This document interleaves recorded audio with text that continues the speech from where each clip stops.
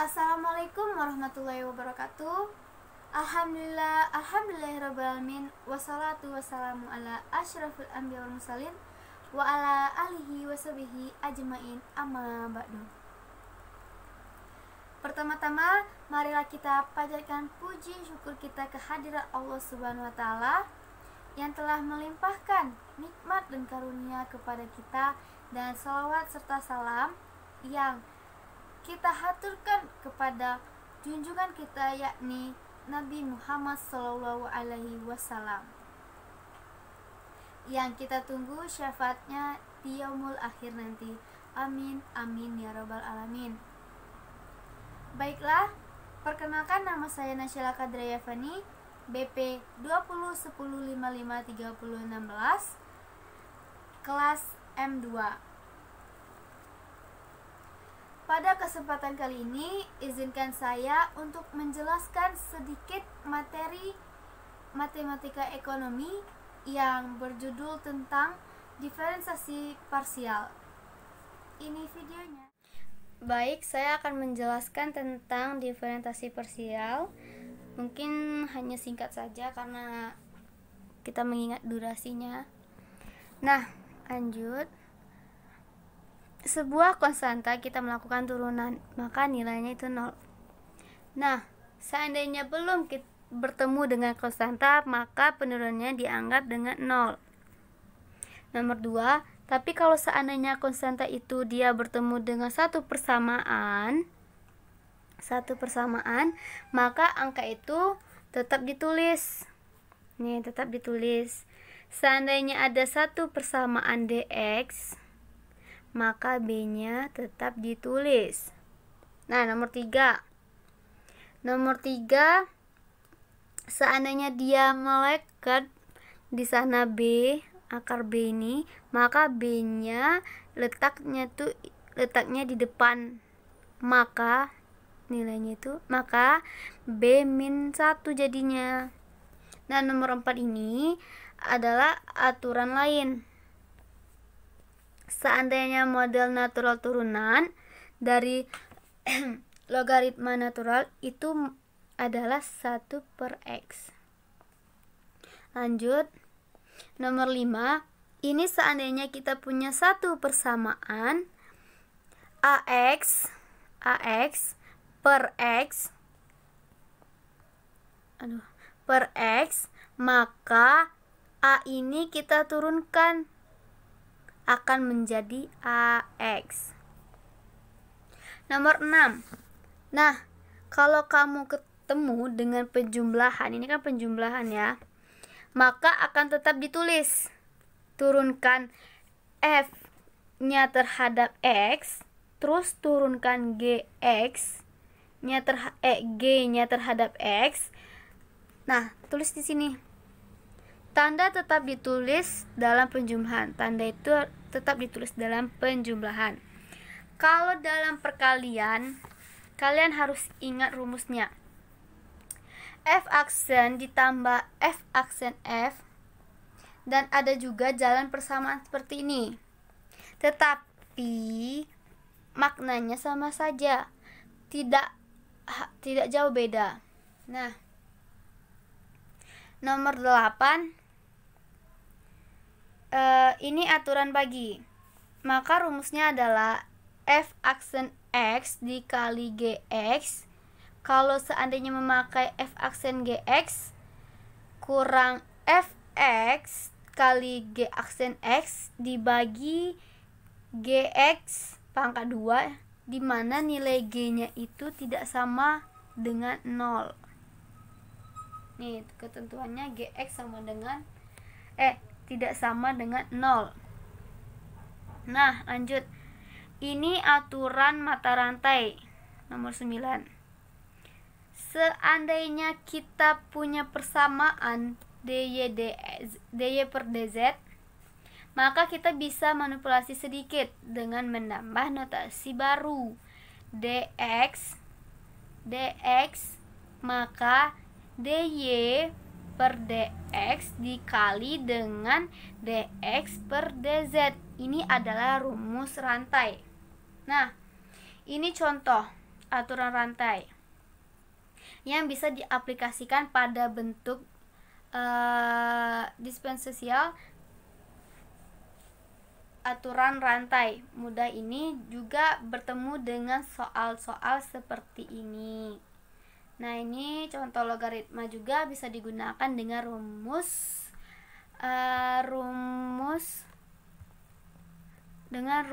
aturan rantai ini.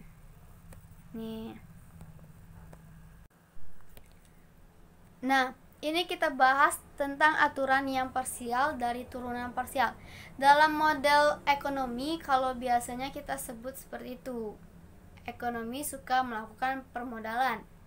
Permodalan itu adalah penyederhanaan realita masyarakat. Nah, kata Bapak Bintang kemarin ngejelasin kelas kami itu, kita melihat fenomena dari masyarakat. Kita modelkan pembentuk ekonomi. Jadi ibarat kita lihat, kalian punya Google Maps nih. Nah, Google Maps itu membantu kita melihat bagaimana realita di jalan. Terus kita masukin itu ke dalam aplikasi. Nah, ekonomi kira-kira seperti itu juga. Kita melihat realita masyarakat seperti apa, lalu kita buat modalnya. Tapi kita ingat, dari satu variabel dari sosial itu beda sama dengan sains. Kalau sosial itu konflik sekali. Kita mengatakan secara sederhana, ekonomi mengatakan permintaan itu dipengaruhi oleh harga dan pendapatan. Tapi ternyata harga barang itu saya yang berpengaruh. Kalau kita lihat, harga barang itu saja yang berpengaruh kalau kita lihat. Nah, ternyata harga barang yang lain juga terpengaruh, bukan yang kita lihat saja, tapi yang lain juga bisa berpengaruh. Nah, apakah barangnya bisa disubstitusi atau bisa barangnya dikomplementer? Selain itu juga banyak variabel-variabel lain yang juga berpengaruh. Nah, maka di sana kita menggunakan nanti di ekonomi kita pasti diajarkan bagaimana melakukan turunan parsial untuk membantu menyelesaikan suatu persamaan. Nah, itu yang dikasih tahu oleh Bapak Bintang kemarin. Nah, lanjut. Nah, dengan ada juga istilah dari dependen ini yang dipengaruhi kalau dependen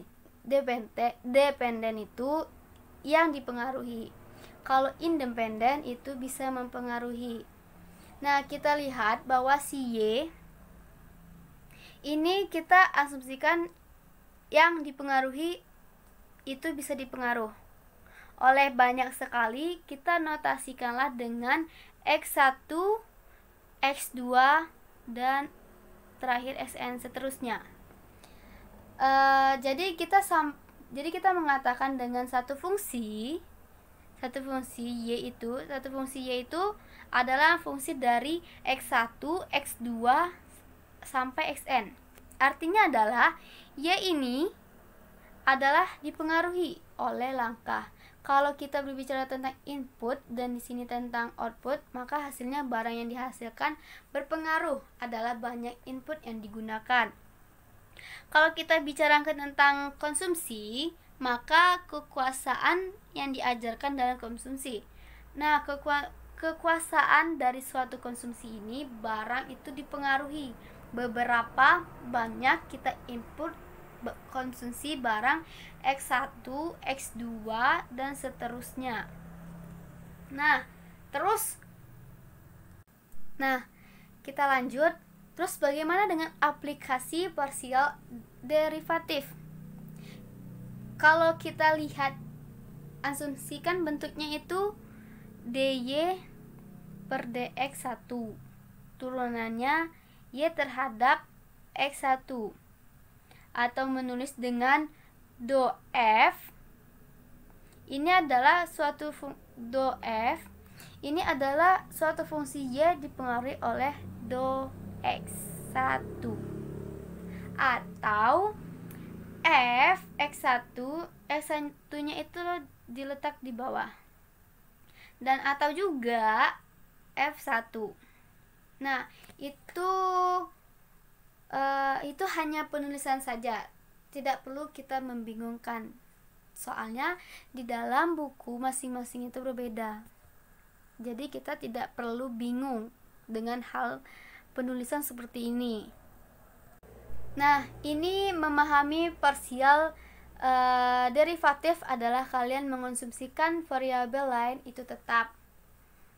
Semua X lainnya tetap konstan. Gitu. Oh ya, kita lanjut ke dalam contoh soal. Nah, contoh soalnya akan saya jelaskan di video selanjutnya. Nah, langsung saja kita masuk ke dalam contoh soal tentang turunan parsial. Misalkan nih,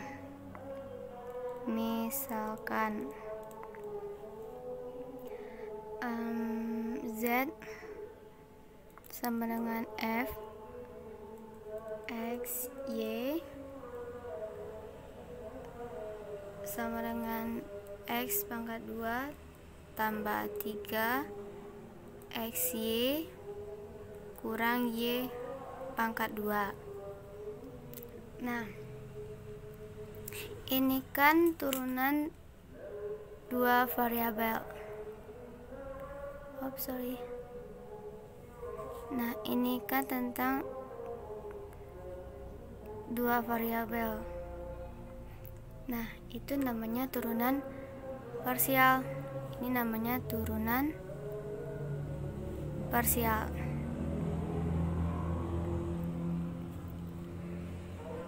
Jadi kita harus mengerjakannya satu-satu dulu.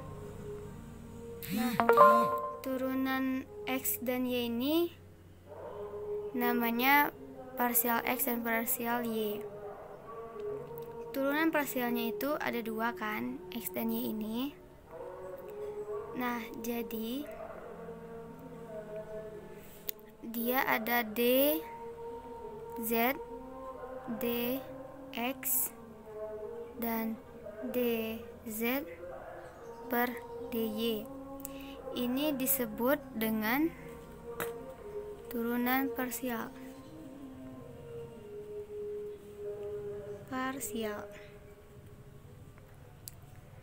Ingat, jika kita turunkan X, nah, jika kita turunkan X ini, maka selain X itu disebut dengan, maka selain X ini adalah konstanta.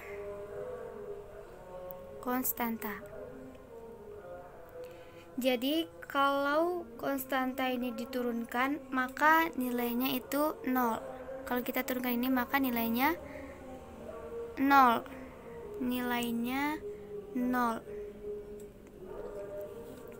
Nah,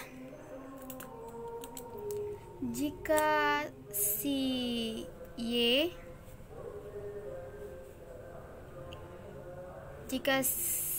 diturunkan, maka selain Y itu adalah konstanta juga.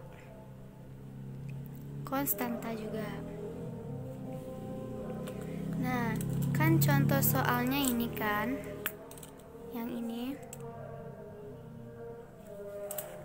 kita letak di bawah. Maaf tadi kesalahan dalam penurunannya, jadi aku ulangin lagi. Jadi contoh soal tadi kan, contoh soal ini kan yang kita ketahui adalah Z kan ya. Z sama dengan X pangkat 2 ditambah 3X kali Y kurang Y pangkat 2. Nah, yang kita cari itu adalah dz per dx. turunan terhadap X, ini berarti Y lainnya itu adalah konstanta. Nah, kan itu ada X-nya. Lalu kita tulis X pangkat 2 ditambah 3Y X dikurang Y pangkat 2. Nah, berarti ini adalah konstanta. Ini namanya konstanta.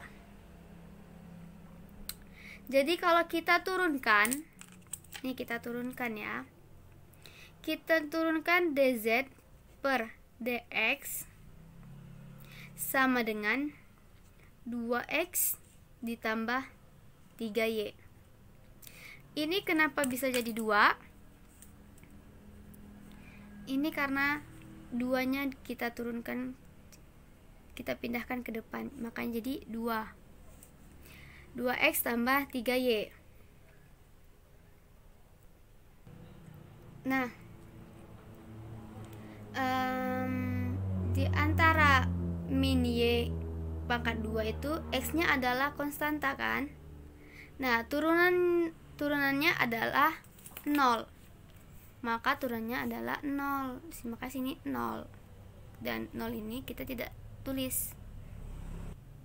Satu lagi saya lupa ngejelasin yang ini kenapa bisa berubah jadi 3y kali x, dan sedangkan soalnya 3x kali y.